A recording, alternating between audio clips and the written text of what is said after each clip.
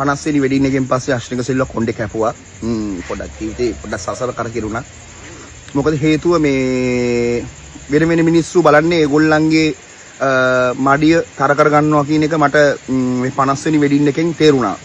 ඒ පළවෙනි කාරණාව ඇත්තට මට මේ මම ඒ වැඩේට ගියේ 35000ක් ගත්ත මගේ කුරුණෑගල වැඩේට. ඇත්තට මට සල්ලි වලින් කිසි ප්‍රශ්නයක් ඇති වුණේ නැහැ. එතකොට එයා මේ මයික් එක මගෙන් අරගෙන එයා වෙනම වීඩියෝ කරා එක. වෙනම වීඩියෝ කරා. එයා වෙනම වීඩියෝ කරලා මම ලයිව් එක TikTok ලයිව් එකේ ඉද්දි මෙයාගේ ෆේක් එකකින් මගේ නම දාගෙන ඇවිල්ලා මූ අපි එළුවා කියලා දැම්මා. උදේ බලද්දි මේ වීඩියෝ එක ඒගොල්ලෝමයි වෛරල් කරේ. ඒගොල්ලෝ තමයි ඒක වෛරල් කරේ. මොකද ඒගොල්ලන්ගේ මං හිතන්නේ ඒගොල්ලන්ට වැඩ නැති වෙයි. ඉතින් රුපියල් 5000ට 10000ට DJ ගහද්දි ඉතින් අමාරුයි ඉතින් නේද? හරි ඒක කමක් නැහැ කියන්නකෝ. එතකොට දැන් මට ඇවිල්ලා ඒගොල්ලෝ බලාපොරොත්තු උනේ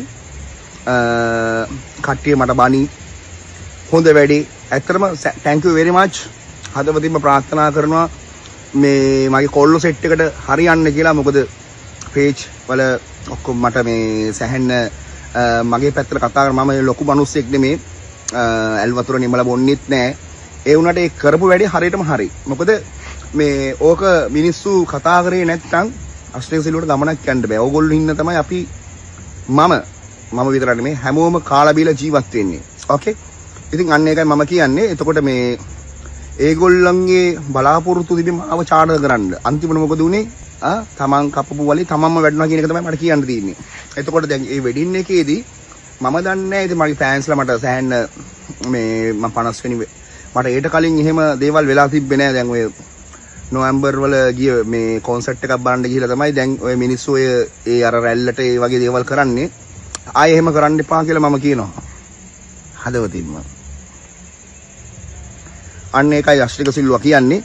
ඉතින් මේ මොකද මම ලොකු ගහ ගන්න චණ්ඩි එක්කත් මිනිමාර්ලා කුඩු බිස්නස් කරලා නැහැ. මම පාඩුවේ සින්දුවක් කියාගෙන මගේ තැනක් හදාගෙන මගේ ඔරිජිනල් එකක් කරගෙන ආතල් එකේ වයින් එකක් ගහගෙන සැපේ ඉන්න. දැන් ඒගොල්ලන්ට ඉතින් මේ වගේ දේවල් කරගන්න බැරුව කියලා මට කරන්න දෙයක් නැහැ.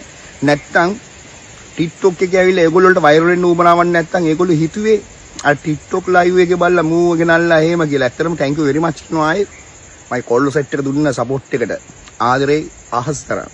Thank you very much. God bless you.